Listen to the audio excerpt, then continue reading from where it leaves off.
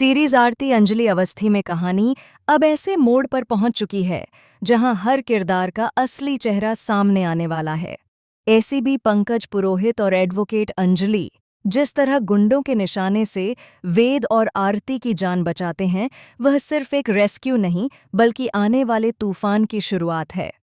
अंजलि गुंडों को केला दिखाकर गोली से उड़ाने की धमकी देती है और अपने तेज दिमाग से पूरे माहौल को अपने कंट्रोल में ले लेती है। गुंडों के चेहरे पर डर साफ नजर आता है, क्योंकि वे समझ जाते हैं कि उनके सामने कोई आम औरत नहीं बल्कि एक शेरनी खड़ी है। पंकज पुरोहित अंजलि की बहादुरी देखकर दंग रह जाते हैं। वे खुलकर उसकी तारीफ करते हैं और कहते हैं कि कानून की किताबों में नहीं बल्कि जमीन पर उतरकर इंसाफ कैसे दिलाया जाता है, यह अंजलि से बेहतर कोई नहीं जानता।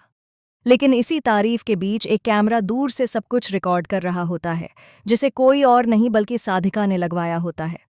उधर राजपूत परिवार के घर में तूफान मचा हुआ है। साधिका सिंह राजपूत और वैभव सिंह राजपूत अब खुलकर सामने आ चुके हैं। राघव, जो अब तक खुद को घर का सबसे ताकतवर इंसान समझता था, उसके तेवर अब खोखले साबित होने लगते हैं। साधिका तीखे तानों में कहती है कि जिस राघव से सब डरते थे, आज वही दूसरों के सामने बेबस नजर आ रहा है।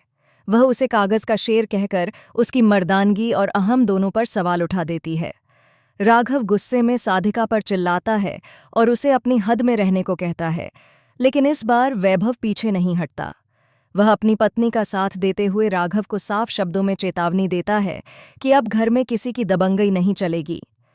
साधिका उसकी पत्नी है और उसका अपमान बर्दाश्त नहीं किया जाएगा। यह सुनकर पूरा परिवार सन्न रह जाता है, क्योंकि पहली बार किसी ने राघव को उसी की भाषा में जवाब दिया होता है। इसी बीच साधिका अपनी अगली चाल चलती है। वह अभय और अंजलि की नज़दीकियों की बात उठाकर गिन्नी के मन में जहर घोल देती है। गिन्नी के चेहरे पर मुस्कान तो रहती है, लेकिन दिल के अंदर शक और डर घर कर जाता है। साधिका जानती है कि अगर गिन्नी टूट गई तो पूरा परिवार अपने आप बिखर जाएगा। दूसरी ओर राघव अकेले में खुद से लड़ रहा होता है। उसे अपनी हर गलती याद आने लगती है। अंजलि पर किया गया शक, उसका अपमान और अपनी बहू के साथ की गई नाइंसाफी उसे अंदर से खा रही होती है। पहली बार राघव की आंखों में पछतावे के आंसू होते हैं।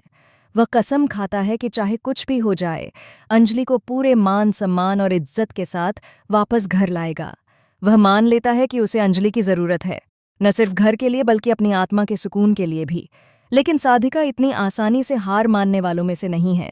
वह ऐलान करती है कि आरती कभी ऐसा नहीं होने देगी। आरती अपनी मां को अभय से शादी नहीं करने देगी, क्योंकि आरती के मन में भी अब भ्रम और डर भर दिया गया है।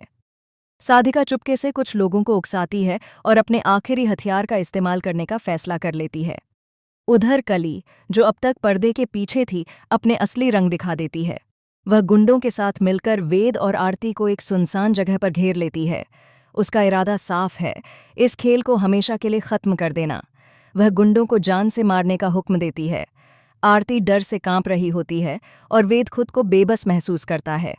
लेकिन तभी कहानी में आता है सबसे बड़ा शौक। भेष बदलकर अंजलि वहां पहुंच जाती है। न कोई पहचानता है, न कोई अंदाजा लगा पाता है। अचानक गोलियों की आवाज गूंजती है। अंजलि एक एक करके गुंडों को ढेर कर देती है। वह उनसे जमकर फाइट करती है, जैसे हर वार के साथ अपने अपमान और दर्द का हिसाब चुकता कर रही हो। कली भागने की कोशिश करती है, लेकिन अंजलि उसे पकड़ लेती है। उसी पल अंजलि का भेष उतरता है और सबके सामने सच आ जाता है। आरती अपनी मां को देखकर फूट फूट कर रोने लगती है। अंजलि वेद और अपनी बेटी आरती की जान बचा लेती है, लेकिन जाते जाते कली के कान में एक ऐसी बात कहती है जिससे कली के पैरों तले जमीन खिसक जाती है। अंजलि बताती है कि उसे सिर्फ साधिका की साजिश का नहीं बल्कि उस बड़े राज का भी पता चल चुका है, जिसने पूरे राजपूत परिवार की नींव हिला दी है। यह राज ऐसा है जो सामने आते ही साधिका, राघव और अभय सभी की जिंदगी हमेशा के लिए बदल देगा। अब सवाल ये नहीं है कि अंजलि साधिका के इरादों पर पानी फेरेगी या नहीं। असली सवाल ये है कि जब वो राज सबके सामने आएगा तो कौन बचेगा और कौन टूट जाएगा। आगे आने वाले एपिसोड्स में होंगे ऐसे खुलासे